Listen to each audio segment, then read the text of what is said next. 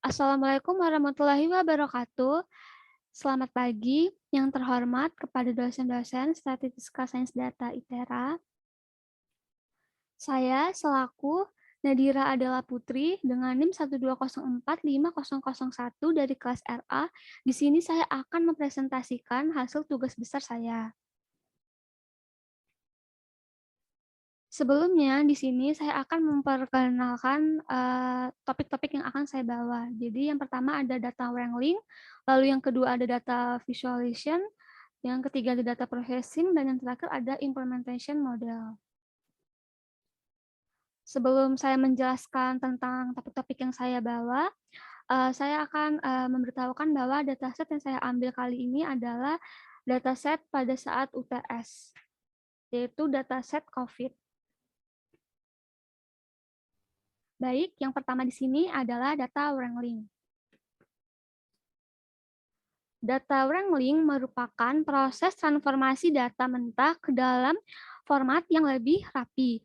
Pertumbuhan jumlah data yang cepat dari sumber data yang berbeda, inilah yang dimaksud dengan data mentah. Data mentah ini berisikan beragam tipe data. Data mentah tersebut akan diseragamkan, yang tujuannya adalah agar data tersebut bisa lebih mudah dianalisis. Yang pertama-tama, sebelum kita melakukan data wrangling itu, kita harus melakukan load datanya terlebih dahulu. Jadi yang pertama, di sini kita akan menginput data tersebut menggunakan library import pandas as pd, import pandas as np. Sedangkan untuk library import matplotlib pitplot as plot itu untuk membuat data dalam bentuk plot. Lalu di sini kita akan mengubah data untuk dimasukkan ke dalam data frame. Lalu dengan menggunakan fungsi dfHit 10 di sini 10 data awal akan muncul. Jadi di sini datanya itu berisikan tentang negara dan juga ada kolom tanggal, kolom varian COVID-nya dan juga jumlah positifnya setiap tanggalnya. Jadi data ini tuh berisikan tentang negara-negara yang terkena varian COVID setiap tanggalnya. Seperti itu. Lalu selanjutnya kita menggunakan fungsi dfDescribe. Nah, untuk fungsi dfDescribe ini digunakan untuk melihat deskripsi statistika data tersebut secara lebih rinci. Namun, hanya kolom yang berisikan numerik yang akan diproses. Jadi, untuk dfDescribe ini berisikan tentang deskripsi data yang lebih jelas ya, tetapi data yang diproses nanti itu hanya data yang bersifat numerik, seperti itu. Lalu selanjutnya ada dfinfo. Nah, di sini tuh digunakan untuk menampilkan informasi secara lebih detail. Seperti di situ ada jumlah baris, ada nama kolom, dan juga ada tipe datanya. Nah, selanjutnya di sini ada unique. Jadi unique itu digunakan untuk mengquery data yang unik atau yang berbeda dari kolom lainnya. Nah, seperti di bawah ini yang sudah saya tulis. Jadi di sini saya membuat variabel baru bernama negaras, lalu dimasukkan data frame negara. Jadi nanti di sini akan muncul jumlah negara yang terkena COVID dan juga list-list dari negara yang terkena COVID tersebut. Jadi jumlah negaranya ada 7 di dalam data ini, lalu listnya itu terdiri dari negara Egypt, Finland, Jerman, Indonesia, Italia, Jepang, dan juga Malaysia. Lalu di bawahnya juga sama, masih unik juga, tetapi di sini saya mengeprint jumlah varian COVID. Jadi jumlah varian COVID yang ada di data ini itu ada 5, dan varian dari COVID tersebut, dari virus COVID tersebut itu terdiri dari ada alpha, beta, gamma, dan juga yaitu omikron. Baik, selanjutnya kita akan langsung ke data visualization. Jadi setelah data di Murangling, kita akan melakukan data visualization. Apa itu data visualization? Data visualization adalah tampilan berupa grafis ataupun visual dari informasi data. Dengan kata lain, di data visualization ini, kita mengubah kumpulan data menjadi hal yang lebih sederhana untuk ditampilkan. Dengan menggunakan elemen visual tersebut, pembaca akan lebih mudah memahami tren dari pola dalam suatu data yang kita ingin ubah tersebut gitu. Jadi diharapkan kepada para pembaca dengan adanya data visualization ini nantinya akan dipermudah untuk melihat apa isi data tersebut gitu. Nah, sebelum kita melakukan visualization-nya, kita harus melakukan data wrangling terlebih dahulu seperti yang sebelumnya tadi sudah saya jelaskan. Jadi di sini saya akan melakukan data wrangling jumlah kasus positif negara di Finlandia. Jadi di sini saya menggunakan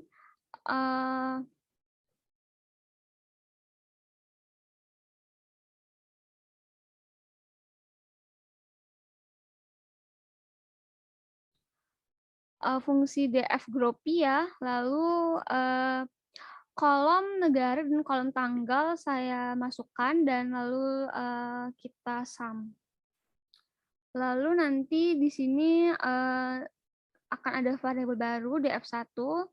Lalu di situ kita akan pilih df1 log di bagian negara Finland.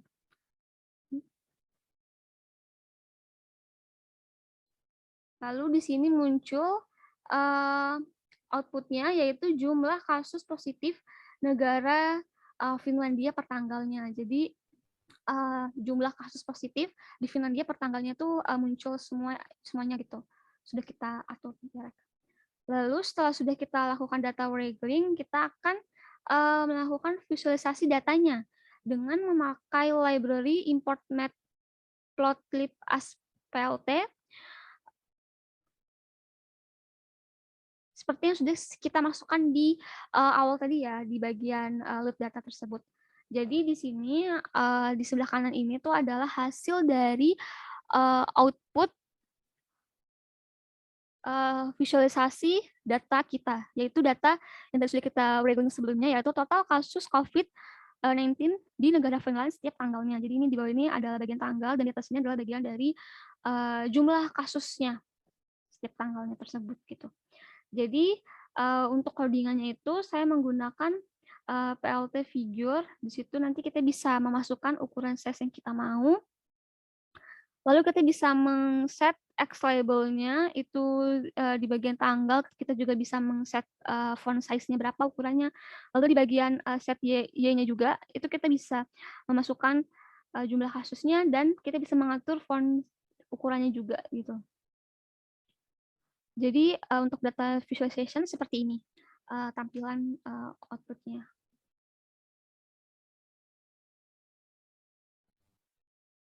Lalu selanjutnya adalah data processing. Data processing itu adalah merupakan metode pengumpulan data mentah dan menerjemahkannya ke dalam informasi yang dapat digunakan. Jadi di bawah ini adalah contoh dari data processing.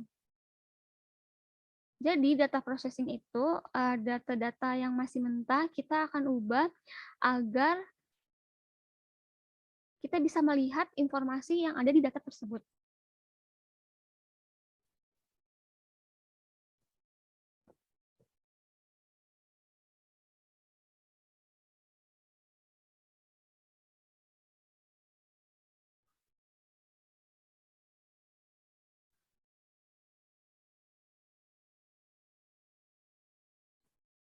Jadi kita akan melakukan data processing sehingga menghasilkan tabel di bawah ini.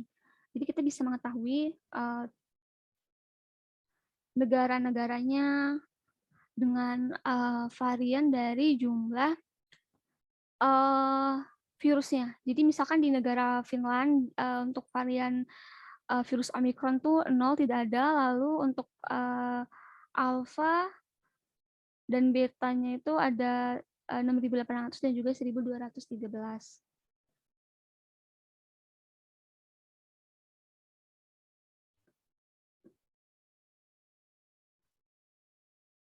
Seperti itu. Lalu lanjut lagi ke model implementation.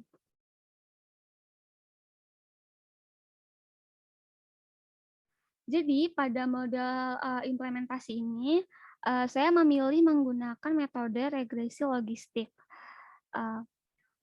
Regresi logistik sendiri itu merupakan suatu metode analisis statistika untuk mendeskripsikan hubungan antara variabel terikat yang memiliki dua kategori atau lebih dengan satu atau lebih juga dengan peubah bebas berskala kategori atau continue.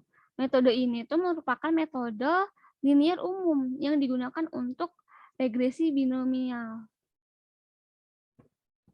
Jadi, yang pertama-tama untuk melakukan regresi logistik itu kita harus menginput library-nya. Jadi di sini hampir sama ya seperti yang tadi, ada import matplotlib, plot aspel, terus ada pandas, ada nampi, kan bisa sendiri gitu kan.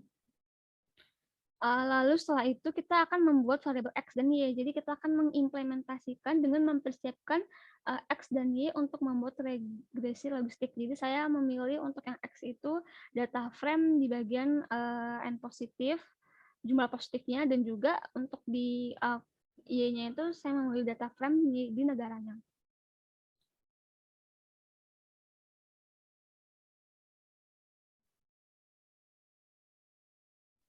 Lalu setelah itu kita akan memisahkan data training dan data test dengan cara menggunakan train test split ini ya. Jadi train test split ini tuh digunakan untuk memisahkan antara data training dan juga data testnya gitu. Dengan pengujian model itu 50%, dengan random size itu 40. Maaf, salah. Maksudnya kita akan menggunakan train test split ini untuk melakukan memisahkan data training dan juga data test. Nah, selanjutnya di sini ada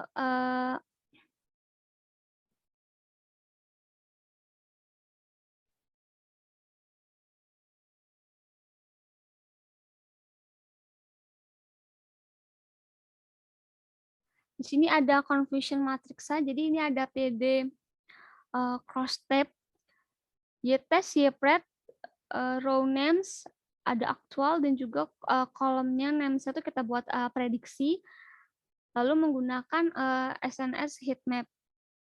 Jadi seperti ini. Untuk yang bawah ini adalah prediksi per ininya apa negaranya. Lalu di sini adalah jumlah kasus positifnya gitu.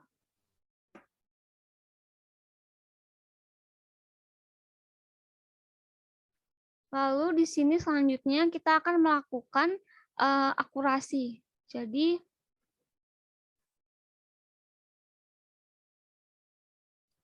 di sini kita akan melakukan akurasi. Setelah sudah saya cari, akurasinya adalah 0,17694. Lalu kita akan menggunakan pemodelan dari logistic regression-nya. Lalu yang terakhir ini adalah classification dari data tersebut ya. Jadi seperti contohnya nih, ada negara Finland, Jerman, Indonesia, dan precision-nya itu ada 0,33, terus recall-nya ada 0,03, dan F1-nya 0,06, lalu Indonesia 0,17, recall-nya 0,96, dan F1 score-nya itu 0,23. Baik, tidak terasa sudah sampai ke penghujung akhir presentasi. Sebelumnya mohon maaf jika saya masih banyak kesalahan karena saya juga masih belajar. Kepada para dosen dan juga teman-teman sekalian yang ingin bertanya, atau ingin memberikan sekedar masukan ataupun tambahan gitu. Terima kasih. Saya berharap semoga video presentasi saya dapat membantu dan juga dapat dipahami tentang data wrangling, data visualization, data processing, dan juga bagian implementation-nya. Saya akhiri. Wassalamualaikum warahmatullahi wabarakatuh. Selamat pagi. Bagi dosen yang menonton, selamat malam-malam, selamat malam, selamat siang, selamat sore. Terima kasih.